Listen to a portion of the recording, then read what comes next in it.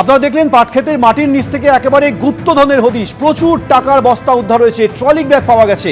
কিন্তু এই টাকার উৎস কি কারণে তৃণমূল নেতা এইভাবে মাটির নিচে টাকা লুকিয়ে রেখেছিল? সরাসরি কথা বলবো। আবির দত্ত আমাদের সঙ্গে রয়েছেন। আবির, গ্রামবাসীদের অনেকে অভিযোগ করছেন যে আবাস পাইয়ে দেওয়ার নামে নাকি কাটমানি নেওয়া হতো, তাহলে কি সেই কাটমানির টাকাই এইভাবে লুকিয়ে রাখা হয়েছিল?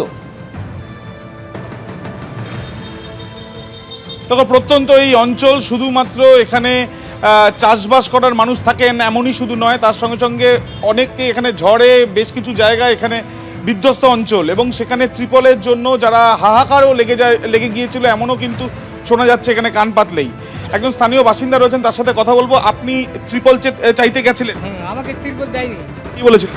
বলছে ত্রিপল নেই। ঘর পেয়েছিলেন? না, ঘর পাইনি, ঘরও পাইনি। টাকা টাকা নিয়েছে। কে টাকা নিয়েছে? চেয়ারম্যান। কত টাকা? শুভঙ্কর ভট্টাচার্য, 30,000। আপনি কি করেন? আমি চাষবাস করি। একজন কৃষক, তিনি স্পষ্টত বলছেন যে চেয়ারম্যান কিভাবে 30,000 টাকা তার থেকে নিয়েছেন, তাকে ঘর দেওয়া হয়নি। তিনি যখন ত্রিপল চাইতে গেছেন, সেই ত্রিপল তাকে দেওয়া হয়নি। কিন্তু কোথায় পাওয়া গেল এগুলো? গতকাল পাওয়া গেল প্রচুর সংখ্যায় ত্রিপল তার কম্পিউটার সেন্টার থেকে, সেখান থেকে পাওয়া গেল 80 লক্ষ টাকা। আজকে দেখা যাচ্ছে মাটি খুঁড়ে বস্তায় বস্তায় টাকা উদ্ধার হচ্ছে। কাদের টাকা নেওয়া হয়েছে? যেই অঞ্চলে আমরা দাঁড়িয়ে আছি সেই অঞ্চলে একজন ব্যক্তি আমাদের দেখে এসে সামনে এলেন। তিনি স্পষ্টত বলছেন যে তার কাছ থেকে টাকা নেওয়া হয়েছে এবং তিনি পাননি তার ঘর।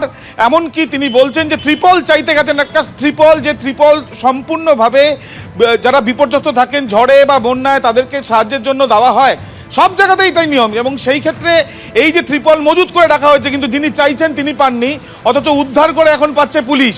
এতদিন ধরে পাওয়া যায়নি তার এইসব ত্রিপল। এবং শুধু তাই নয়, গুপ্তধন, টাকার পর টাকা, বস্তায় বস্তায় টাকা, অথচ সাধারণ মানুষের 30,000 টাকা নিয়েও তিনি ঘর পাননি। অর্থাৎ বোঝা যাচ্ছে যে কিভাবে এই যে টাকা নেওয়া হয়েছে, টাকা মাঠে একেবারে পাট ক্ষেত, এই যে রাস্তায় আমরা দাঁড়িয়েছি এখান থেকে প্রায় 2 কিলোমিটার দূরে, সেই পাট খেতে বস্তার মধ্যে করে মাটি খুঁড়ে রেখে দেওয়া হয়েছে। অর্থাৎ এই যে পরিকল্পনা, সেই পরিকল্পনা কতটা মারাত্মক এবং সাধারণ মানুষের অধিকার কিভাবে হরণ হয়েছে, সেটাই কিন্তু পরতে পরতে স্পষ্ট হচ্ছে। আবির, ধন্যবাদ।